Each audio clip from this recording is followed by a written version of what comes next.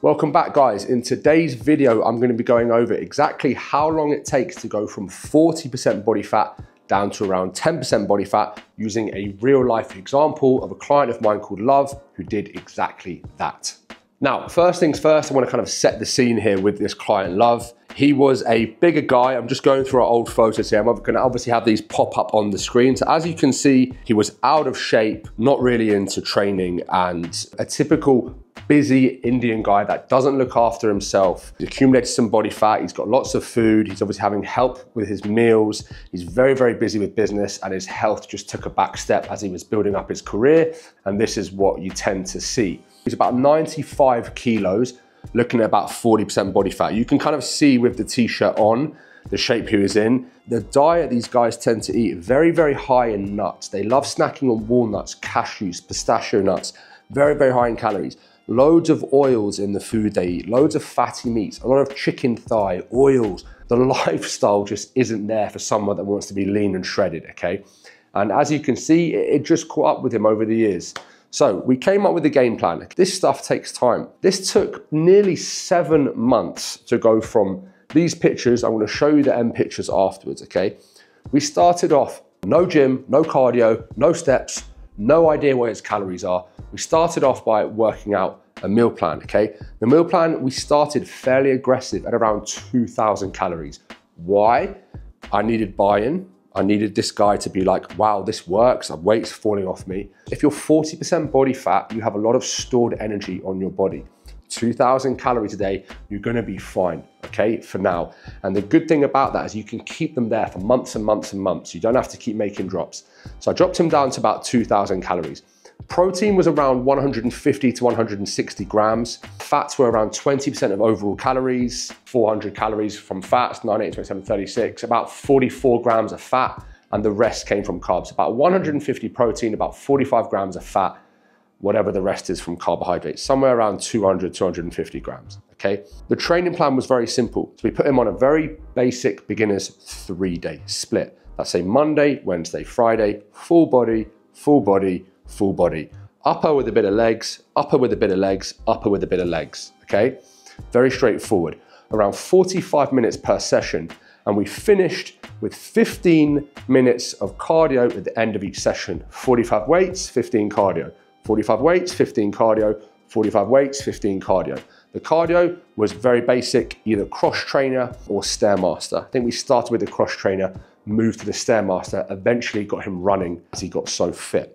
So that kind of sets the scene there. Now, the key is, if anybody's watching this who's starting from a heavy point, it's gonna take time. You can go from 95 kilos to 90 kilos, you look the same. It's demotivating. You've gotta think big picture, think long term. 2,000 calories a day, 4 500 calorie meals. 3 training sessions, that's 4 days off a week. And we took his steps up to 10,000, by the way, 70,000 steps a week. This is a very sustainable, moderate plan for someone to stick to, okay? So as you can imagine, after the weeks, he started to drop a kilo here, a kilo there, a kilo there. He started to feel good. In terms of those calories, I actually spoke to the chefs and it was like, right, chicken thighs become chicken breast. We use oil spray, dates and dark chocolate, they stayed in. 500 calories for breakfast, 500 for lunch, 500 for dinner, 500 snacks, and they consisted of dark chocolate, dates, 20 to 30 grams of nuts and things like that. So very important, we kept the foods that he likes in his plan, okay? Kept the food that he likes. We just reduced the quantities. So we've gone from 3,500+ calories down to 2,000. No training to 3 times. No cardio to 3 times 15, very minimal. Steps, whatever they were, to 10K. And this pulled this guy right down into the high 80s, and we just kept creeping down, creeping down, creeping down. What we did eventually was we kept him at a 3-day training plan. And as I wanted to increase the intensity, because over time, as I was tracking his weight would start to slow down. Some weeks it started off a kilo a week. We ended up doing 200 or 300 grams a week. So as a coach, or you watching this, you're left with a decision. How can I increase my deficit? Do I decrease calories? Or do I increase cardio, increase steps, increase training? I always recommend those 3 and leaving food. 2,000 calories is low enough. This guy was still 30% body fat, okay? So what did we do? We kept him at a 3-day training plan. We started adding in some drop sets. We started adding in some big movements. Split squats became Bulgarian split squats. Leg extensions became squats. Suddenly he was lunging. We were hitting heavy prowlers at the end of the leg session, which was his cardio, but for him it was just heavy prowlers, you know. Our 15 minutes on the stairs became 15 minutes of bike sprints, 30 on, 30 off. We're looking at ways of increasing output without this person, Love, looking like he's, you know, gonna fatigue or needs to drop off. And we continued making progress that way. What you guys need to understand is this was over months and months and months, okay? Eventually we run into another sticking point and we end up going to 4 training sessions a week, from a full body ×3 to an upper lower. Okay, and I was annihilating him in those 2 lower body sessions. Cardio then became 4 × 20 minutes. So we've gone from 45 minutes of cardio to 80 minutes of cardio, increased our deficit. 3 sessions a week to 4 sessions a week, increased our deficit. We've got the heavy prowlers and stuff in that session, the drop sets, increased our deficit. And we kept the steps at 10K. And again, we just stay consistent. He dropped from the mid-80s to the 80s, and eventually we got into the 70s where things really started to slow down. By now, I'm gonna put a picture up on the screen. He was getting pretty lean, as you can see. Big difference from start to finish here, okay? He's gone from massively overweight to a really respectable physique, but this guy was dialed in, he was locked in, and I needed to get him a result. This is not 10% body fat, this is 15 to 17% body fat here. So over time, we had to make a judgment call, and we decided to pull from calories.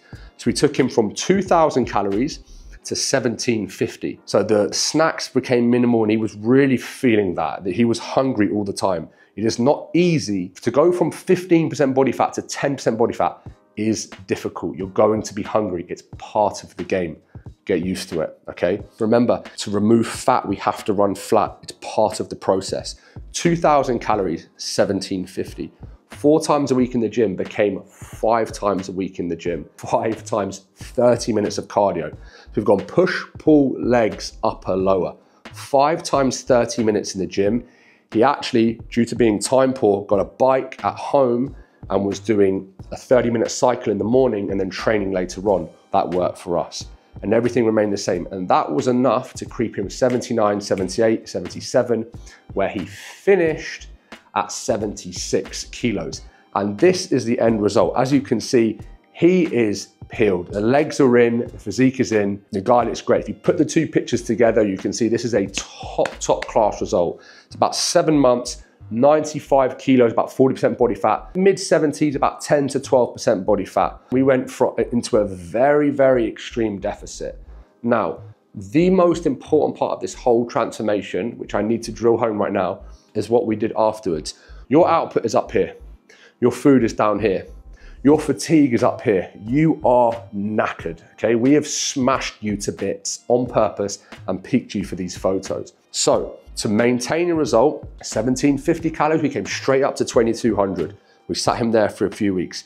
He liked training, so we kept the 5 gym sessions a week in, but we dropped those 5 30-minute sessions to 5 20-minute sessions. So we've pulled back on cardio a touch. Training has remained the same, food has come back up. Straight away, this will wash off fatigue, this will make him feel good. He suddenly doesn't feel like he's on a diet anymore when he's still actually training really hard, doing lots of cardio on low calories, but he's so used to digging deep. He feels better now, okay? We ran this for a few weeks, let his body stabilize, then push him from 2,200 up to 2,500.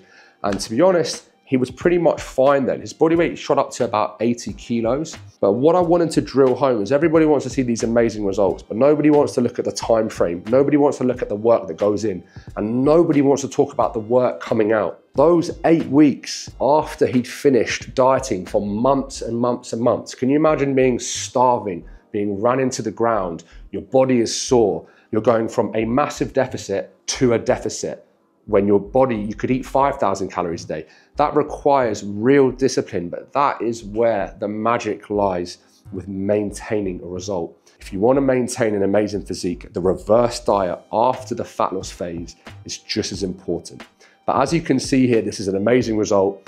This is what hard work gets you from someone who's got terrible genetics, and then the guy looks like he's ready to step on a bodybuilding show because he's got such an amazing physique, okay? So if you like this video, you know what to do. I'm gonna keep making them.